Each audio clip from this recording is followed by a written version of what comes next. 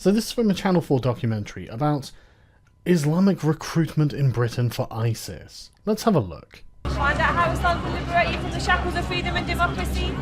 Find out how Islam can liberate you from the shackles of freedom and democracy, says the woman standing head to toe in black covering, a burqa. Just...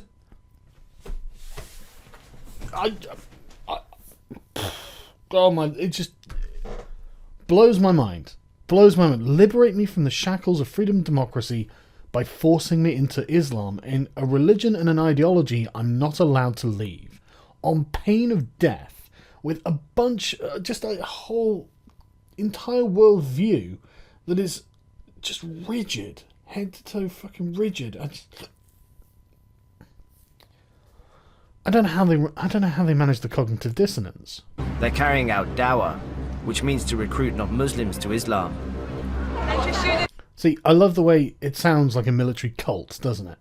Recruit non-Muslims to Islam, as if they're recruiting for a fucking army. You can't describe it in terms that don't sound that way. They're not even proselytizing. You know, you would think, oh, well, they're proselytizing. They're trying to convert people to the faith. No, they're trying to recruit Muslims into Islam. I mean, admittedly, that was the narrator, but just... if you can frame it that way... Abu Rumaisa's role as senior spokesman has been taken over by Mohammed Shamsuddin, a divorcee with 5 children, and he's quick to justify their radical message. The British government doesn't want to look at its own foreign policy. All it wants to do is look at Muslims. Right, so it's entirely political, entirely temporal. This isn't about the religion, this is about the ideology of Islam. And the worst beards on earth. Come on, Mohammed, that is a terrible fucking beard. Condemn Muslims. Target Muslims. You're stigmatizing a whole community. What's going to happen? You're going to face a backlash in this country. Do you think a backlash is coming? Of course it is, of course it is. If you're going to suppress some people for so long, you're going to suppress and suppress. I mean, it's like a tinderbox. Okay, how are you being suppressed? How are you being suppressed? What can't you do that you want to do? Can't you go to work? Can't you sit down, have food and drink and live, love, laugh in your communities? What are you being prevented from doing? Enforcing Sharia law. Is that a problem? Because we don't have Sharia... well, we do have Sharia law, but it's not the law of the land. Is that the problem? Is the problem that you can't blow someone up or behead the infidel or chop off their hand for stealing? What is the problem? What are you being suppressed from doing? What can't you do that you so desperately want to do? And if you want so desperately to do those things, why don't you move to a country that allows you to do them? I'm just curious. I really want to know what this guy's answers are. It's going to explode. And I don't want the Muslim community to just explode, which is an unfortunate metaphor. So repent back to Allah subhanahu wa ta'ala. The atmosphere changes when members of the group move to confront a passing Kurdish procession. Oh, brilliant. That's what I love. I love seeing this. Just Middle Eastern barbarians arguing over Middle Eastern barbarity on the streets of London. That's what we need.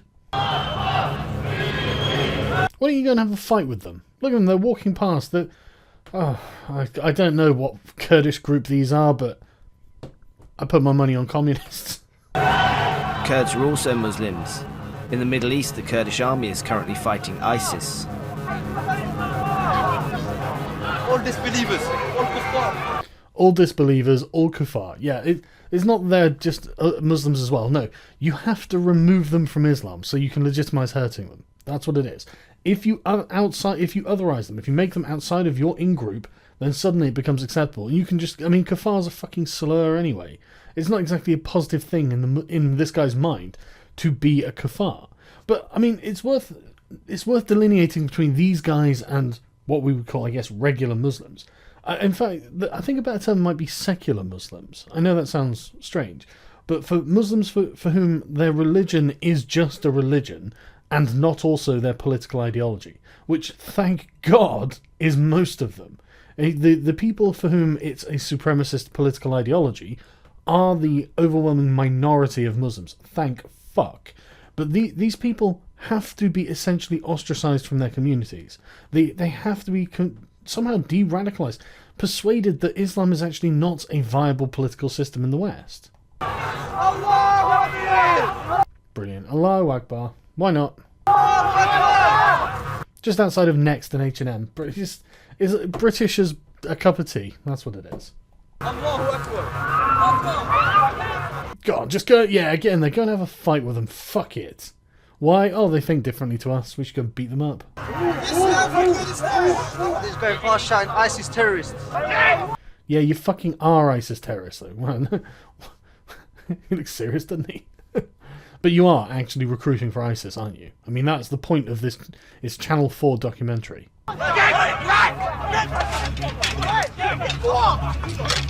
Just literally just pick all of these people up, put them on a fucking plane and dump them somewhere in the Middle East.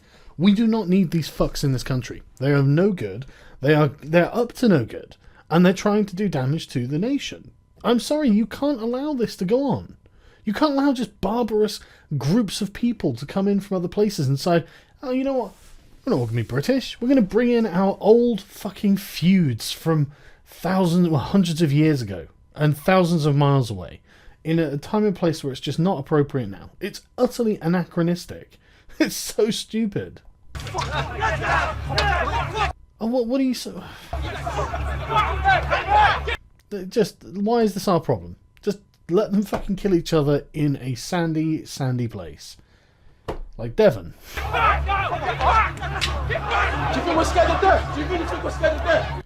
I think you should just fuck off. I just think these people should just be like, look, just fuck off. No one wants this. No one wants this. You do no good to anything. You stigmatise the Muslim community by acting in this way. I'll just let you know.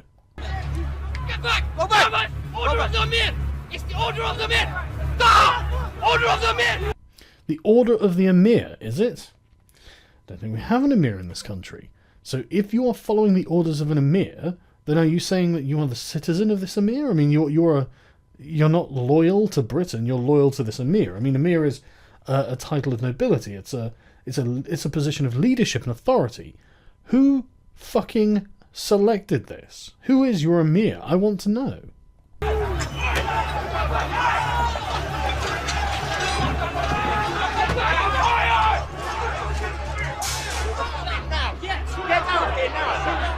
Let's go. Outnumbered, they retreat to the safety of Wood Green Shopping Centre and disperse. I mean, at least the Kurds aren't nearly as bad as these guys.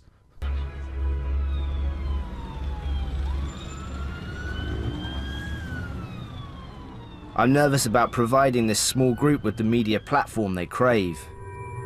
Oh, don't worry. Again, I'm not in favour of no platforming at all. And so do not fucking worry, because just being able to see what these people are like is enough to make people dislike what these people are like. But with ISIS on the rise, and the terror alert level severe, it seems essential to understand the motives and activities of this secretive network. Exactly.